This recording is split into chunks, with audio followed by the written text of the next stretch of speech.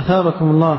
فضيلة الشيخ، هذا سائل يقول: أنا أسكن بجوار والدتي وأقضي حوائجها من شراء بعض الأشياء الخاصة بها، ولكن زوجتي تغار من هذا الفعل، أرجو توجيهكم لي جزاكم الله خيرا. تغار، تموت، تحيا، لا تفكر في شيء، هذا حق لأمك، ما عليك من زوجتك. والله لو بلغت عنان السماء أو حفرت سدابا في الأرض ما عليك منها، أنت مكلف بها. تحول بين الابن وأمه؟ من هي هذه الزوجة أمام أم حنون حملتك كرها ووضعتك كرها؟ من الذي يجازيها ومن الذي يكافئها؟ هذه امرأة جاهلة ما وجدت تغار إلا على ولد مع أمه. هذا يقول بعض العلماء هذا جنون ليس بغيرة. هناك جنون هناك غيرة، لكن هذا ألعن من الغيرة وأسوأ، لأنه جنون. ما أحد يغار من ولد مع أبيه وأم مع بنت مع أمها أو ولد مع أمه. الأم حقها عظيم، وعلى المرأة أن تتق الله وأن تعلم سعادة زوجها في بره لأمه. فإذا وقفت بينه وبين بره لأمه فويل لها من الله عز وجل، لأن هذا حرب يغيظ بها الشيطان ولي الله المؤمن البار بوالديه، يسلط عليه زوجته. وبعض الأحيان مصيبة الزوج يغار من زوجته إذا برت أباها أو أمها، وهذا كله من عبث الشيطان. هذا جنون وليس بغيره. أنا المسلم أن يتق الله. حق الأم كبير جدا، ما دامت أمك حية فادركها قبل أن تبكي الندم على فراقها. لا تفكر في زوجة ولا في أولاد ولا في أصحاب ولا في أحباب أمام الوالدين. فكر أين أنت مما أضعت من أيام خلت وأزمنة مضت، طالما ضيعت هذا الحق. ووالله إذا قبرت أو ماتت لبكيت بكاء الندم على كل تفريط وعلى كل تقصير. هذه أمك. قال: إلزم رجلها فإن الجنة ثم، ما قال اقضي حوائجها. الله أكبر، إلزم رجلها. الجنة التي من أجلها سالت دماء الشهداء ومن أجلها بحت أصوات العلماء تعليما وتذكيرا من أجل الجنة عند رجل الوالدة، ثم تقول لي زوجة تغار؟ إلزم رجلها. الله أكبر. والله لو تأملت في هذه الكلمة يحار عقلك ولبك. ما قال وطعها، ما قال اقضي حوائجها أبدا. قال: يا رسول الله أقبلت من اليمن أبايعك على الهجرة والجهاد. قال: أحية أمك؟ قال: نعم. قال: إلزم رجلها. إيش معنى إلزم؟ أولا غاية الذلة، لأن الرجل موضع القدم هذا غاية الذلة. والإسلام عزيز، لم يقتصر القرآن وحده على التذلل للوالدين حتى تبعته السنة. الله يقول: واخفض لهما جناح الذل. عبر بالذل الوالدين، ثم تأتي السنة وتقول: إلزم رجلها. إلزم رجلها فإن الجنة ثم، أي هناك جنة الله سلعته الغالية عند قدم الوالد. أين أنت؟ أنت في جنة عظيمة ونعمة جليلة كريمة ما دام قلب أمك يخفق، ما دامت الروح في جسد أمك.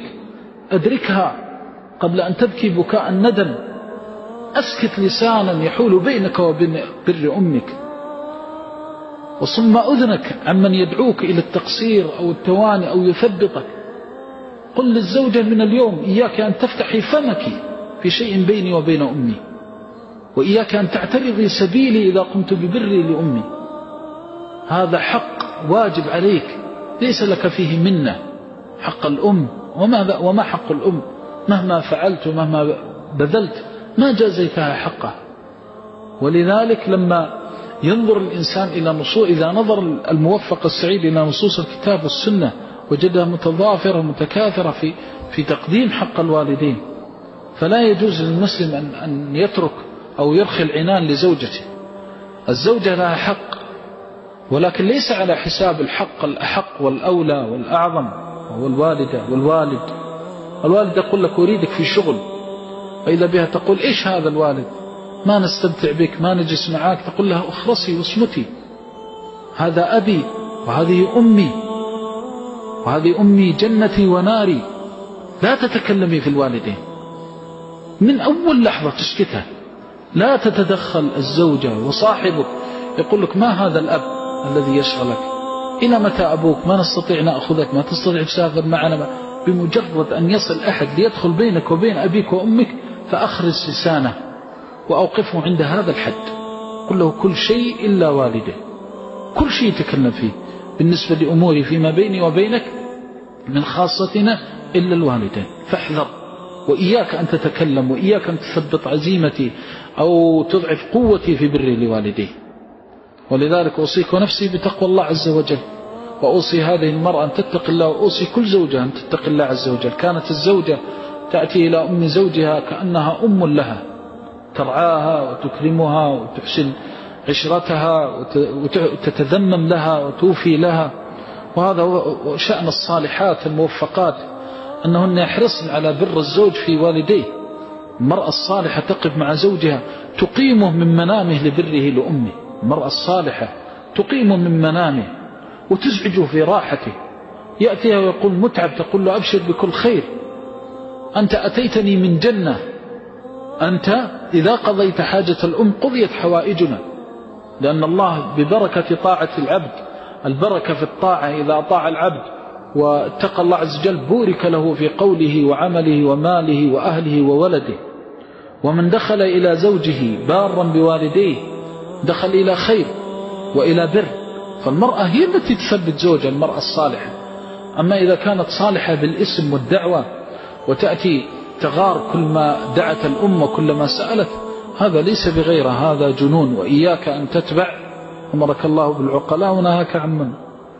امرأة ما هي عاقلة تقول لك تحول بينك وبين أمك، إياك ثم إياك، احذر، ولا يتسلط عليك حب الزوجة وحب الأولاد على حب الوالدين. ونسأل الله بعزته وجلاله وعظمته وكماله وأسمائه الحسنى وصفاته العلى أن يجزيهم عنا خير ما جزى والدين عن ولد. اللهم اغفر لأمواتهم وارحمهم وعافهم واعف عنهم وأكرم نزلهم. اللهم اغفر لهم ولآبائهم وأمهاتهم إلى المنتهى. اللهم اجزيهم عنا خير ما جزيت والد عن ولد وضاعف أجرهم في ذلك. اللهم أعلي مرأتي،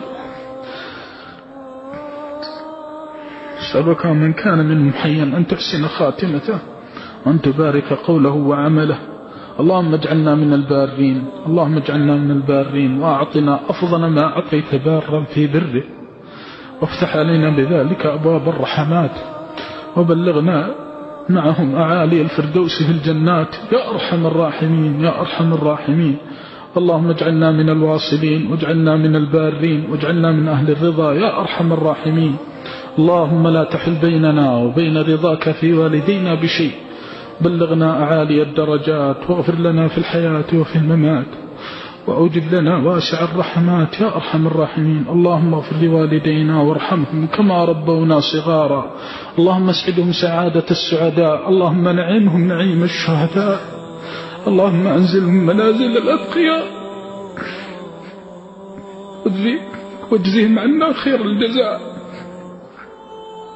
اللهم اجزهم عنا خير ما جزيت والد عن ولد، اللهم اجزهم عنا خير ما جزيت والدا عن ولد.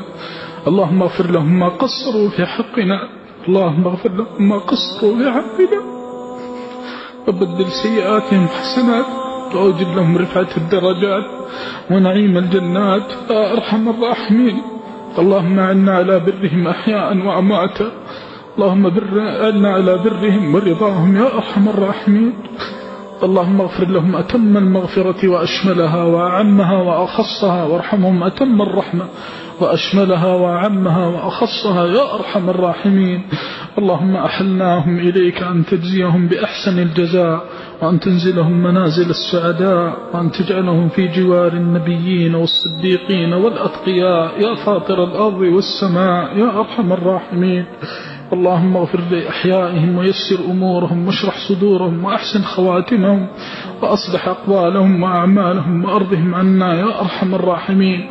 اللهم اغفر لنا ما قصرنا في حق والدينا أحياء وأمواتا، اللهم ارفع عنا آثار ذلك من السوء في ديننا ودنيانا يا أرحم الراحمين. اللهم اجبر كسرنا وارحم ضعفنا. اللهم اغفر للمؤمنين والمؤمنات والمسلمين والمسلمات الأحياء منهم والأموات. اللهم اغفر لهم وارحمهم وعافهم واعف عنهم وأكرم نزلهم وأوسع مدخلهم واغسلهم بالماء والثلج والبرد، ونقهم من الذنوب والخطايا كما ينقى الثوب الأبيض من الدنس. اللهم اجزهم بالحسنات إحسانا وبالسيئات عفوا وصفحا وبرا ورحمة منك وغفرانا يا أرحم الراحمين يا أرحم الراحمين. اللهم إنا نسألك نعيما لا ينفد وقرة عين لا تنقطع، نسألك الرضا بعد القضاء وبرد العيش بعد الموت ولذة النظر إلى وجهك والشوق إلى لقائك في غير ضراء مضرة ولا فتنة مضلة، وإذا أردت بعبادك فتنة فاقلبنا إليك غير مفتونين. اللهم ثبتنا على الحق حتى نلقاك غير مبدلين ولا نادمين ولا مخزيين يا أرحم الراحمين. ثبتنا على طاعتك واشرح صدورنا لمرضاتك وبلغنا أعالي الفردوس في جناتك. اللهم إنا نطمع في كرمك ورحمتك وبرك. اللهم اشرح صدورنا ونمر قلوبنا وثبت قلوبنا وسدد أقوالنا وصوب آراءنا واجعلنا على ما يرضيك عنا، واغفر لنا ما كان منا من الزلل في القول والعمل يا أرحم الراحمين، وحقق لنا في طاعتك ومحبتك وبرك ومرضاتك الأمل يا أرحم الراحمين. وارزقنا الخوف منك والخشية والوجل. لا إله إلا أنت يا من عليه يتكل يا من عليه يتكل. اللهم توكلنا عليك وأنبنا إليك. أعذنا من فتن المفتونين ومن ضلال المضلين ومن إرجاف المرجفين ومن كيد الحاسدين. اللهم اقطع دابرهم أجمعين، شتت شملهم وفرق جمعهم واشغلهم في أنفسهم عنا بعزتك وجلالك وقدرتك. اللهم إنا نعوذ بك من درك الشقاء وسوء القضاء ومن جهد البلاء. اللهم إنا نعوذ بك من جهد البلاء. اللهم إنا نعوذ بك من جهد البلاء. اللهم إنا نسألك عيشة السعداء وميتة الشهداء ومرافقة الأنبياء والنصر على الأعداء يا فاطر الأرض والسماء. اللهم اغفر لآبائنا وأمهاتنا وإخواننا وأخواتنا وأزواجنا ومشائخنا وذرياتنا ومن أحبنا فيك ومن أوصانا واستوصانا وحضر مجالسنا وغاب عنا. اللهم اغفر لنا أجمعين وهب المسيئين منا للمحسنين وثبتنا على محبتك ومرضاتك يا أرحم الراحمين. رب اغفر وارحم وتجاوز عما تعلم إنك أنت الأعز الأكرم.